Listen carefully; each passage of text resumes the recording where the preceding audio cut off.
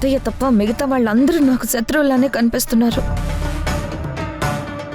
6 నెలల నా కష్టాన్ని కాల్ చేసింది ఎవరు?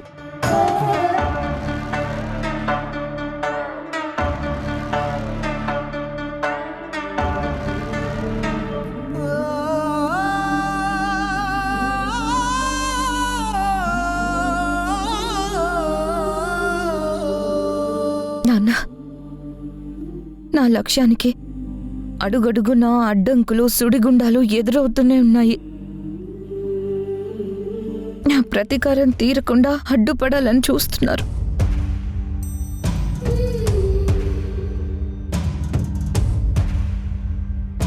అయినా సరే నేను గెలవాలి నాన్న.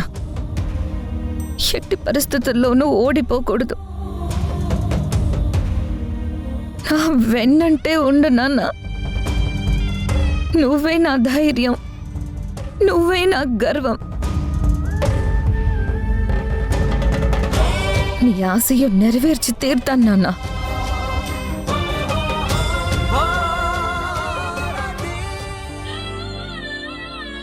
మేనేజర్ హార్డ్ డిస్క్ విషయం అంతా చెప్పాడు వీణా.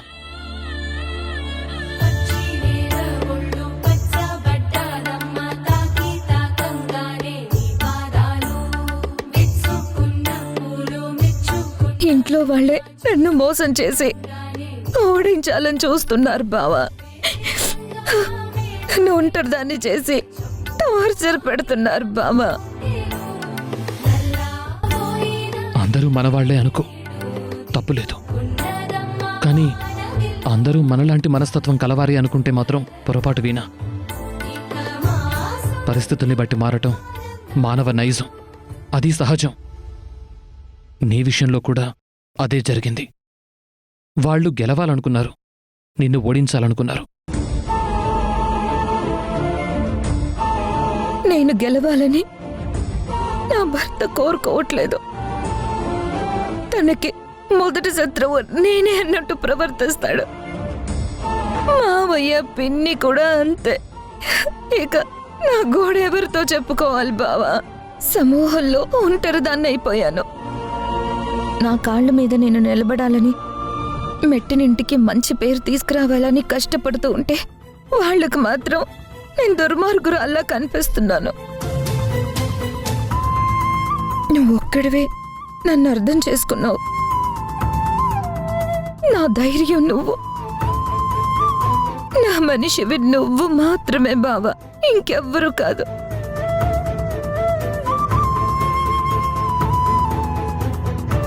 వీరనిప్పుడు ఓదార్చాలా వద్దా? కానీ తనకిప్పుడు ఓదార్పు చాలా అవసరం. లేదంటే తను డిప్రెషన్లోకి వెళ్ళిపోతుంది.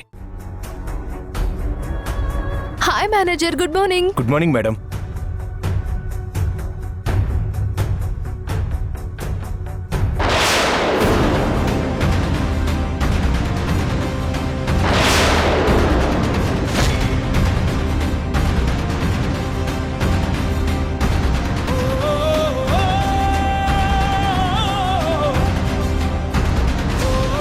కార్తిక్ వీణలు ఒక్కటవబోతున్నారా? ఎలా అయినా నేను గెలవాలి బావా. నీ సపోర్ట్ నాకు ఉండాలి. నిన్ను ప్రేమిస్తున్నాను అని చెప్పాలని వస్తే నా మనసుని నువ్వు ముక్కలయ్యేలా చేసావు Karthik.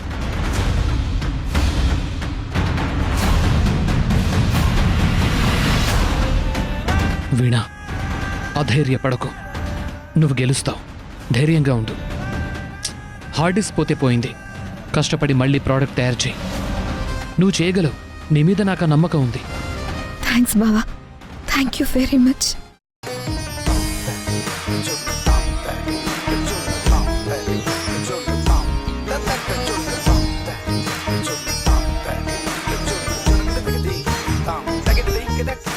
Saraswati textiles board of director Veena గారు చాలా బ్రేవ్ గర్ల్. ఓకే.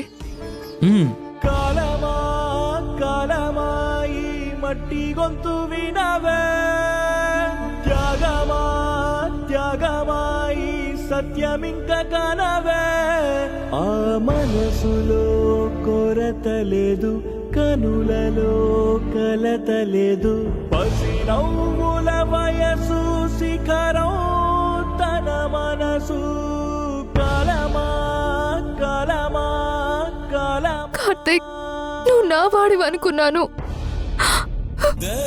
నీతో 3 ముళ్ళు వేయించుకొని 7 అడుగులు వెయ్యాలని ఆశపడ్డాను. కానీ నా ఆశలు నెరవేరవని నువ్వు రుజువు చేశావు. వీణే నీ మనసులో ఇంకా ఉందని ప్రత్యక్షంగా చూపించావు. నువ్వు ఇలా చేస్తావనుకోలేదు కార్తీక్. నన్ను ఇలా మోసం చేస్తావనుకోలేదు.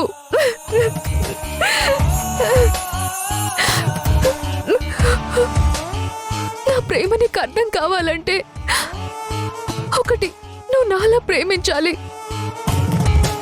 లేదా నాలా బాధని అనుభవించాలి.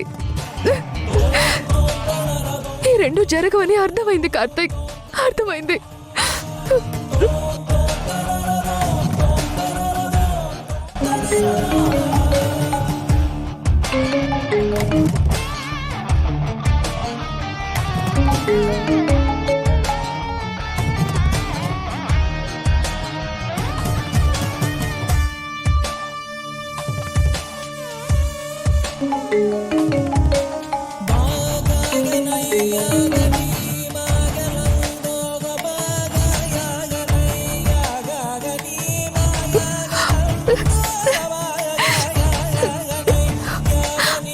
బంధం ఏదైనా బాధని పంచుకునేలా ఉండాలి, కానీ బాధని పెంచేలా ఉండకూడదు కార్తీక్.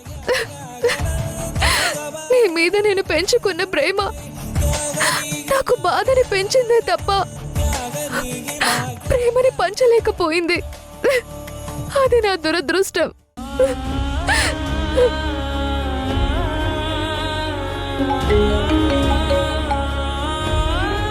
చెప్పు బాబాయ్. ఎన్నిసార్లు ఫోన్ చేసినా ఆన్సర్ చేయట్లేదేంటమ్మా? బిజీగా ఉన్నావా? లేదు. మరెందుకు ఫోన్ లిఫ్ట్ చేయలేదమ్మా? నీకేమైనా జరిగిందేమోనని ఎంత టెన్షన్ పడ్డానో తెలుసా? నేనేం చచ్చిపోలేనులే బాబాయ్, టెన్షన్ పడకు. అవే మాటలు మాల్ని. ఏం జరిగిందమ్మా? కార్తీక్ కూడా ఫోన్ లిఫ్ట్ చేయట్లేదు. వాడు పర్సనల్ పనిలో బిజీగా ఉన్నాడు. మీరు కూడా కాల్ చేసి డిస్టర్బ్ చేయకండి. అనవసరమైన విషయాల గురించి అడిగి మీ టైం వేస్ట్ చేసుకోకండి. ఎందుకంత విరక్తిగా మాట్లాడుతున్నావు? కార్తీక్కి నీకేమైనా గొడవ జరిగిందా?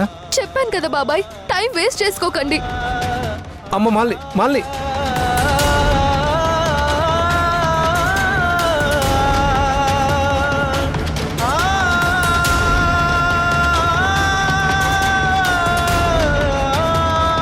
బాబు నాకు ఓదార్పునిచ్చి నువ్వు చేయగలవని సపోర్ట్ చేశాడని సంతోషపడాలా, నా టార్గెట్కి దూరంగా వెళ్తున్నందుకు బాధపడాలో అర్థం కాని పరిస్థితుల్లో ఉన్నాను.